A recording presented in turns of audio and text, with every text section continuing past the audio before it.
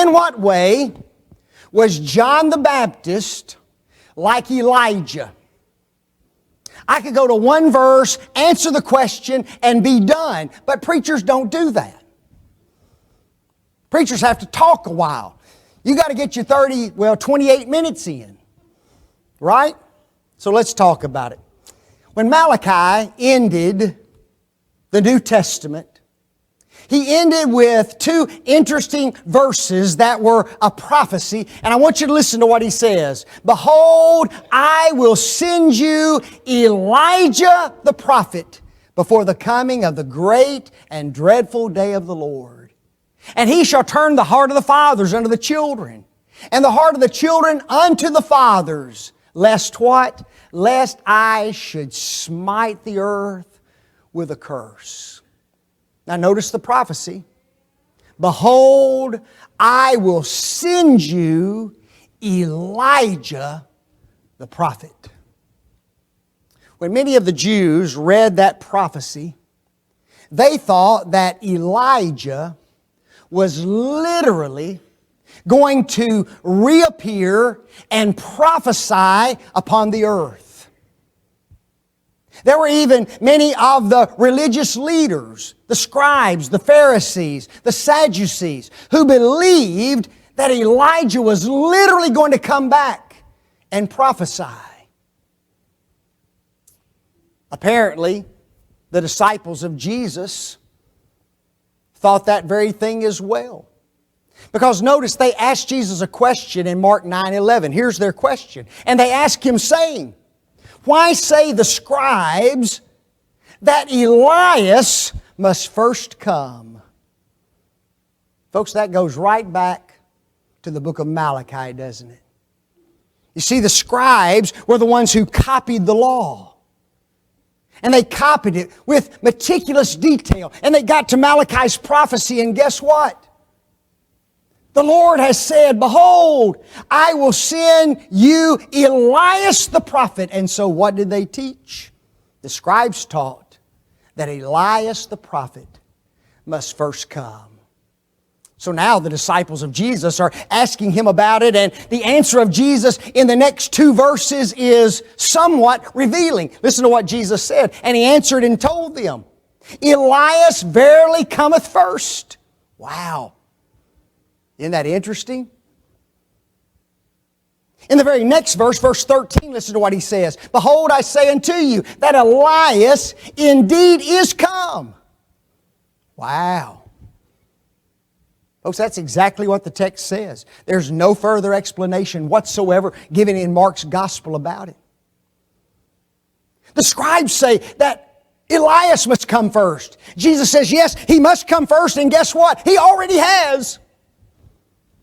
Unbelievable, isn't it? Got some questions to ask Jesus, don't you? Are you talking about the real Elijah? Are you telling me that Elijah has been resurrected from the dead and that He's already preached? Are you telling me that we missed Him? That's what the disciples would ask.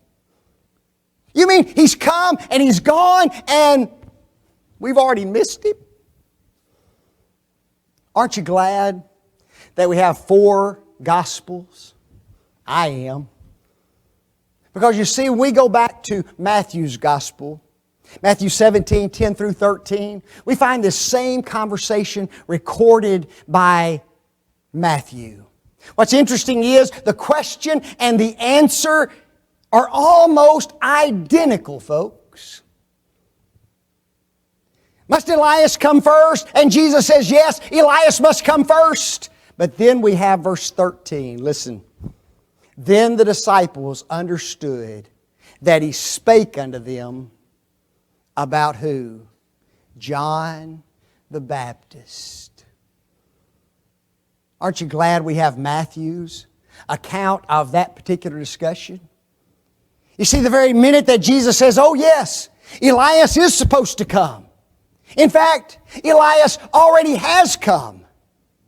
And he's been treated just the way the prophecy said he would be treated.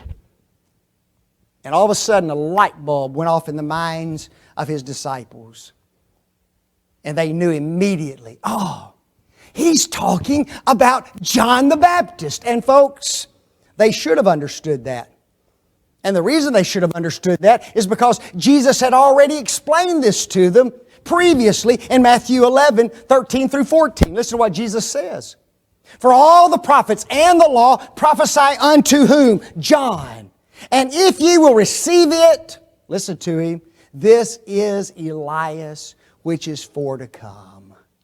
Jesus had already told them that John the Baptist is Elias who Malachi said would come.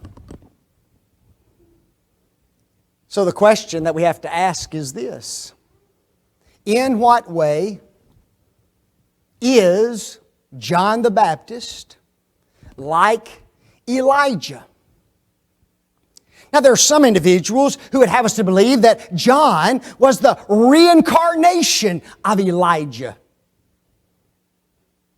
In fact, not long ago, I was on Facebook and a man confronted me with that very thought. He believed in reincarnation, and he said that John was the reincarnation of Elijah. Now, what's interesting about that is that he hasn't read the Bible enough, because when you go to John 1 verse 21, there's a conversation that happens between Jesus and the leaders of that particular day.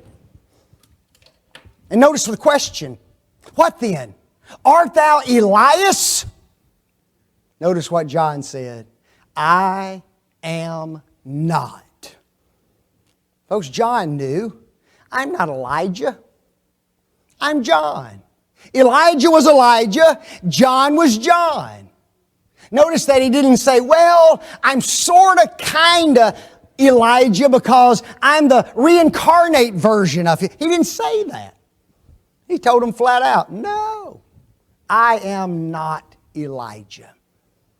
So again, we ask the question, in what way was John like Elijah? And that leads to our one verse that I could have started out with 20 minutes ago.